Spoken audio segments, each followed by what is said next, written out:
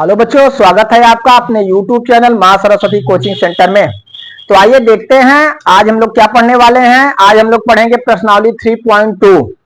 तो अभी तक आप लोग जो है प्रश्नावली 3.1 कंप्लीट किए, उसमें आप लोग जो है समीकरण को ग्राफी विधि द्वारा हल करना सीखे थे। अब प्रश्नावली 3.2 में हम लोग जो है समीकरणों को जो है प्रतिस्थापन विधि द्वारा हल करना सीखेंगे। तो जरा ध्यान देंगे आप, प्रतिस्थापन विधि में हम किस तरह से समीकरण को हल करते हैं। प्रतिस्थापन विधि में क्या किया जाता है, जैसे जो है दो समीकरण हमारे दिए होते हैं तो उसमें हम किसी भी एक समीकरण को ले लेते हैं और किसी भी एक समीकरण को लेके हम क्या करते हैं, ध्यान देंगे, उसमें x का मान या y का मान, किसी एक चर का मान जो है दूसरे के पदों में ज्ञात करते हैं और फिर उस मान को हम दूसरे समीकरण में रख के उसका मान ज्ञात करते हैं। तो इस तरह से देखते हैं प्रतिस्थापन विधि द्वारा जो है हम समीकरणों को हल करते हैं। तो आइए देखते हैं आज प्रश्नावली 3.1 जिसका क्वेश्चन नंबर 1 है, निम्न रैखिक समीकरण युग्मों को प्रतिस्थापन विधि द्वारा हल कीजिए। तो देखिए हमारा क्वेश्चन है पहला, इसमें आप देखेंगे पहला हमारा है x प्लस वाई बराबर 14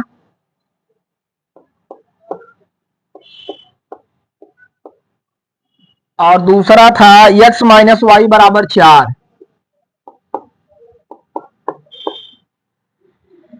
देख रहे हैं ये दो जो है हमें समीकरण, रैखिक समीकरण दिए हुए हैं। दो ठो रैखिक समीकरण दिए हुए हैं, इसे हम समीकरण नंबर 1 मान लेते हैं और इसे समीकरण नंबर 2। इन्हें हमें हल करना है, किस विधि द्वारा हल करना है, प्रतिस्थापन विधि द्वारा हल करना है।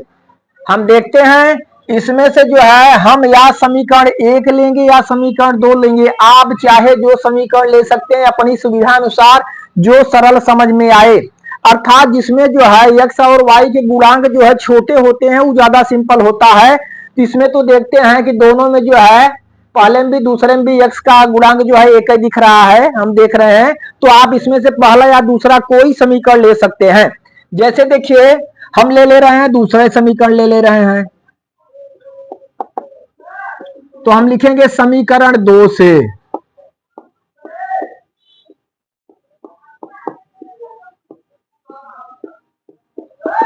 हमारा दो समीकरण क्या है, x माइनस वाई बराबर 4। ठीक, समीकरण 2 ले लिए। समीकरण 2 हमारा x माइनस वाई बराबर 4। अब इसमें हम x का मान या y का मान, x का या तो x का मान y के पदों में या y का मान x के पदों में ज्ञात करेंगे। देखिए जैसे हम x की वैल्यू निकाल दे रहे हैं यहाँ पे, तो x बराबर, जरा ध्यान देंगे, यहाँ 4 है, y इधर माइनस था, उधर जाके प्लस में हो जाएगा 4 प्लस वाई। यहाँ पे हम x का मान y के पदों में ज्ञात किए, इसे हम समीकरण नंबर 3 लिखते हैं। समीकरण 3 हमारा तैयार हुआ। अब देखते हैं हमें x का मान प्राप्त हो गया, तो x का मान हम किस में रखेंगे, समीकरण 1 में रखेंगे। जो समीकरण लिए हैं उसमें आप नहीं रखेंगे, दूसरे समीकरण में रखेंगे।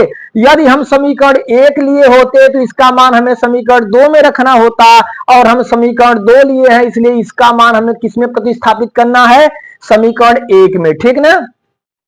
अब हम लिखेंगे x का मान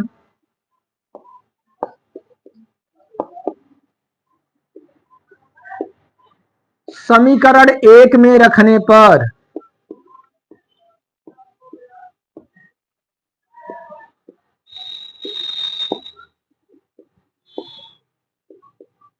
समीकरण 1 हमारा है x प्लस वाई बराबर 14। x की जगह हमें रखना है 4 प्लस वाई। x की वैल्यू यहां हम प्राप्त कर चुके हैं, x की जगह हम लिखें 4 प्लस वाई, यहां पे है प्लस वाई बराबर 14। आप देख रहे हैं यहाँ पे 4 और वाई जोड़ेंगे तो वाई मिलके हुआ 2y बराबर कितना आया, 14। 4 प्लस 2y बराबर 14।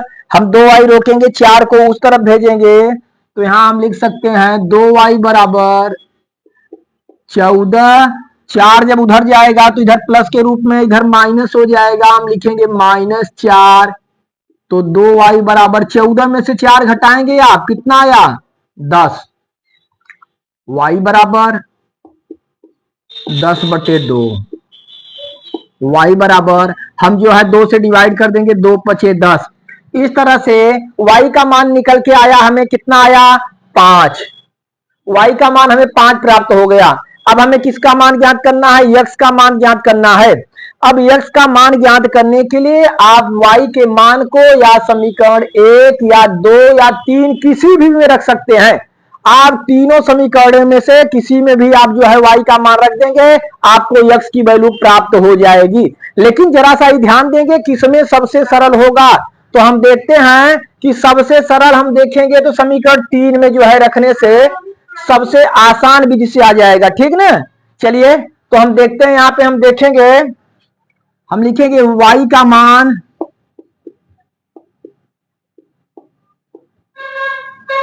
समीकरण 3 में हम रखेंगे।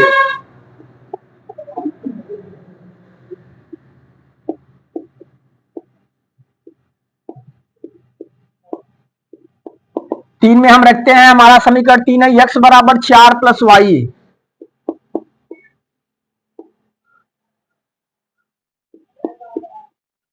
और y की वैल्यू हमें क्या प्राप्त हुई है 5। तो हम लिखेंगे यहाँ पे x बराबर 4 प्लस वाई की जगह लिख देंगे 5। तो x बराबर 4 5 9। तो इस तरह से देखते हैं हमारा x का मान आया कितना 9 और y का मान कितना आया 5। तो यहाँ पे हम लिखते हैं x बराबर 9 और y बराबर 5। यही जो है हमारा जो भी रैखिक समीकरण हमें दिया हुआ था उसका हल है। सॉरी, x बराबर 9 y बराबर 5, x बराबर 9 y बराबर 5 जो हमारे रैखिक समीकरण दिए हुए थे उनका हल है। किस विधि से, प्रतिस्थापन विधि से। ठीक, चलिए तो इसे आप लोग क्लियर करिए, फिर अगला क्वेश्चन आपको हम बताते हैं। तो आइए देखते हैं क्वेश्चन नंबर 2 इसका दूसरा हम देखते हैं। दूसरा हमारा क्या है, चलिए S minus T equal to 3,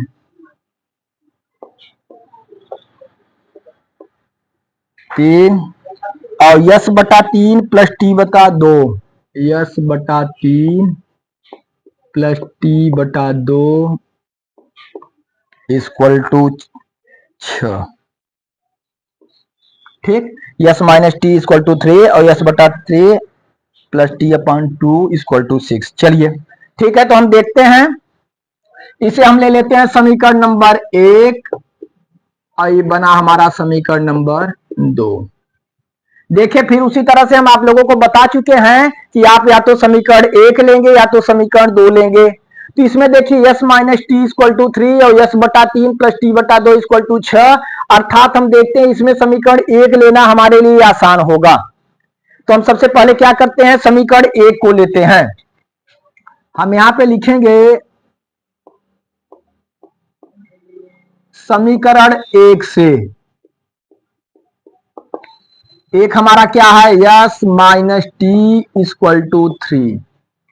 अब यहाँ पे यस का मान हम टी के पदों में निकाल दें तो यस बराबर हम लिख सकते हैं टी माइनस इधर पे है 3 और यहाँ टी माइनस है तो इसे लिख दिए प्लस टी। यस बराबर हमारा आ गया 3 प्लस टी, समीकरण नंबर इसे क्या हम दिए 3।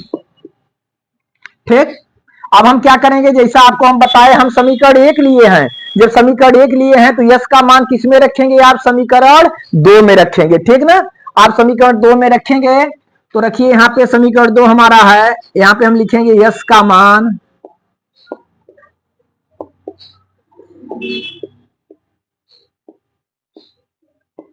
समीकरण 2 में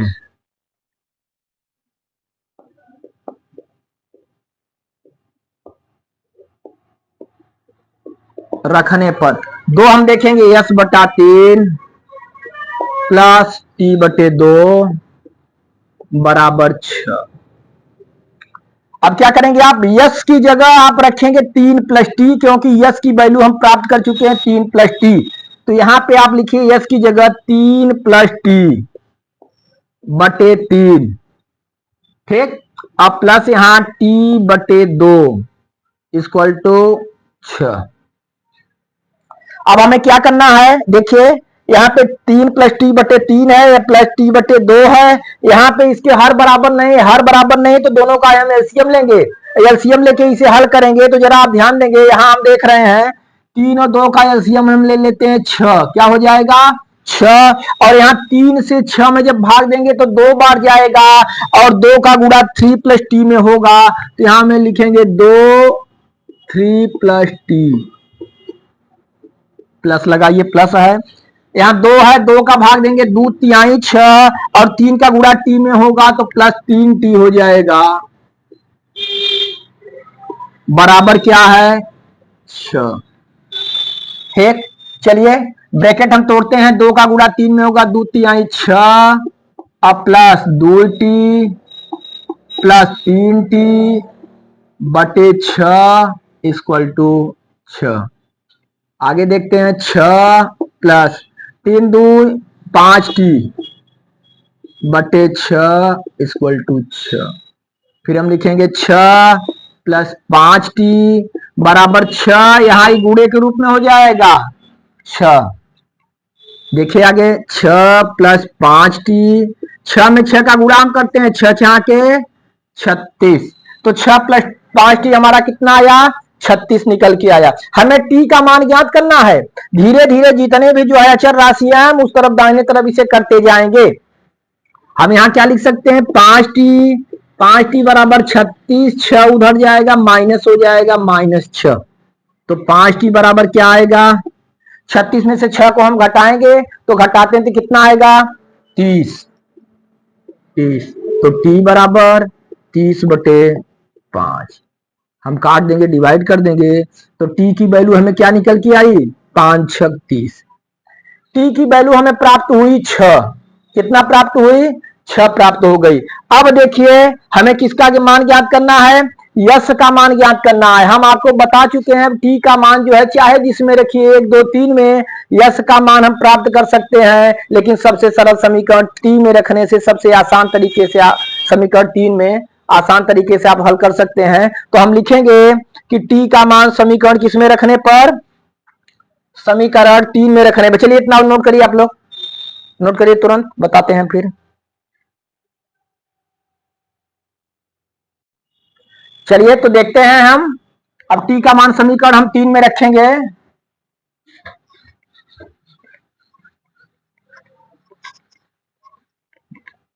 यहां हम लिखते हैं टी का मान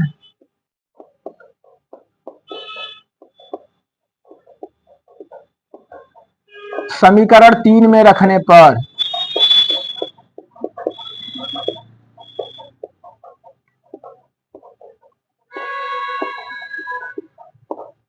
समीकरण 3 हमारा है यस बराबर 3 प्लस टी।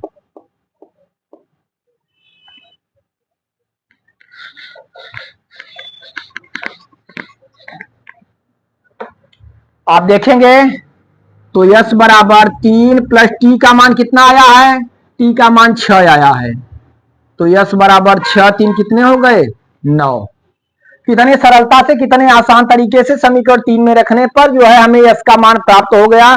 अब यहाँ पे हम लिख देते हैं यस बराबर 9 और टी बराबर कितना, टी बराबर 6, यस बराबर 9 टी बराबर 6। यही हमारा जो है इस क्वेश्चन का आंसर हुआ। इस तरह से जो भी रैखिक समीकरण हमें दिया गया था उसका हल हम ज्ञात किए प्रतिस्थापन विधि द्वारा और हमें यस का मान 9 और टी का मान क्या प्राप्त हुआ 6 प्राप्त हुआ। ठीक, चलिए नोट करिए इसे आप लोग।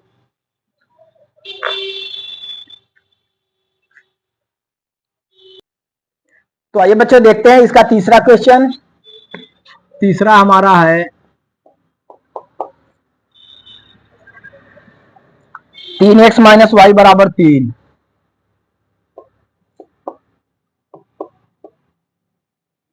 और 9x माइनस 3y बराबर 9।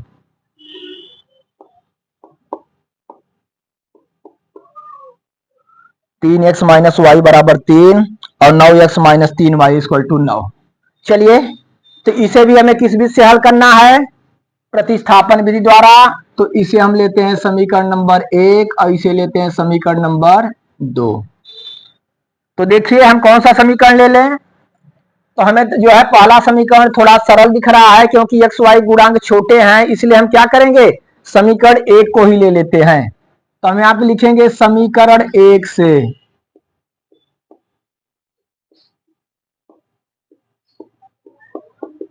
हमारा एक है 3x माइनस वाई बराबर 3। ठीक, चलिए हम क्या करें। अगर जो है देखिए, या तो आप ये कर सकते हैं कि 3x की वैल्यू y के पदों में निकाले, x की वैल्यू y के पदों में निकाले, या y का वैल्यू जो है x के पदों में निकाले, चाहे जैसे आप कर सकते हैं। तो अगर हम ऐसे भी x की वैल्यू निकाले तो हम लिखेंगे 3x बराबर 3, इधर y माइनस है तो क्या हो जाएगा प्लस y, फिर x equal to 3 plus Y बटे क्या हो जाएगा 3। ठीक, x बराबर 3 प्लस वाई बटे 3, समीकरण कौन सा हुआ हमारा, समीकरण नंबर 3 हुआ। अब इस समीकरण 3 का मान आप किसमें रखेंगे, समीकरण 2 में, क्योंकि समीकरण 1 हम लिए हैं तो हम लिखेंगे x का मान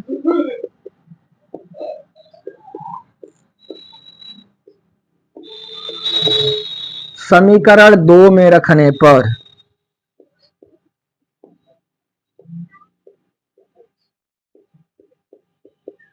दो हमारा क्या है 9x माइनस 3y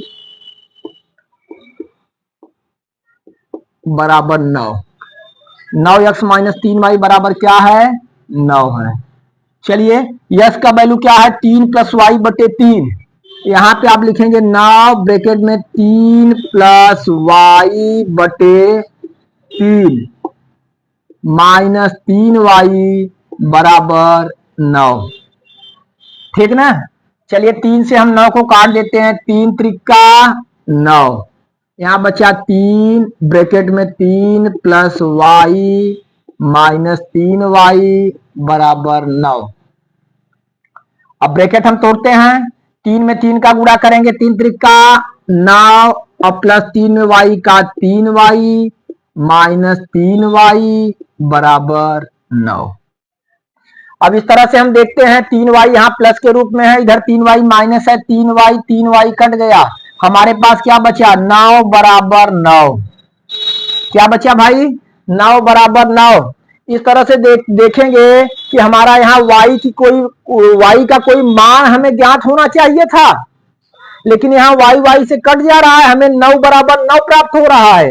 यदि जो है इस तरह से आपको जो है मिले तो ऐसे समीकरण के अपरिमित रूप से अनेक हल होते हैं, क्योंकि ऐसी दोनों रेखाएं जो है इस समीकरण से जो भी ग्राफ खींचा जाएगा या जो रेखाएं निर्धारित होगी तो वो दोनों रेखाएं समपाती होंगी। क्या होगी, समपाती होगी। तो ऐसे समीकरण के अपरिमित रूप से अनेक हल होते हैं। ठीक ना, अतः हम लिखेंगे, यहां पे लिख देंगे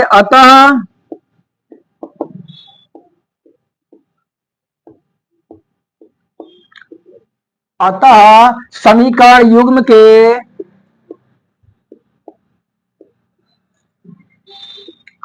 अपरिमित रूप से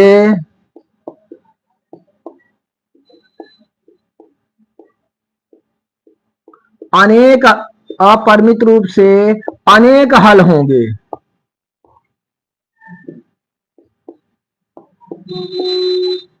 ठीक ना, तो इस तरह से फिर से इसे एक बार देखेंगे आप लोग, और आप ये भी देखते हैं कि अभी आपको कंडीशन हम बताए थे, यदि a1 बटा a2 बराबर b1 बटा b2 बराबर c1 बटा c2 के तो रेखाएं परस्पर क्या होंगी, समपाती होंगी, और समीकरण के जो है हम देखेंगे अपरिमित रूप से अनेक हल होंगे।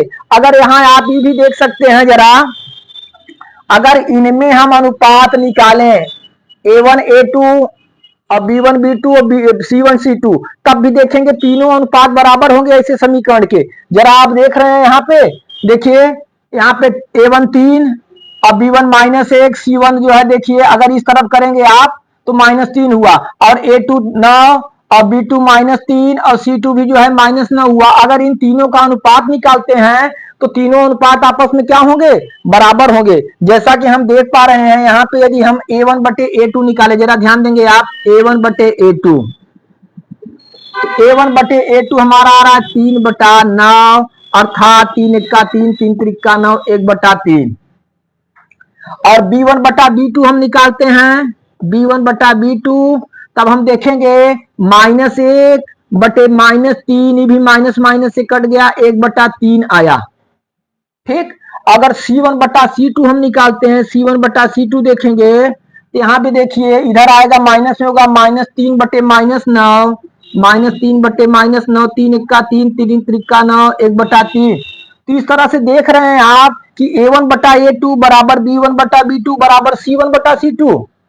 ठीक ना, तो यहां से ऐसे भी आप क्लियर कर सकते हैं।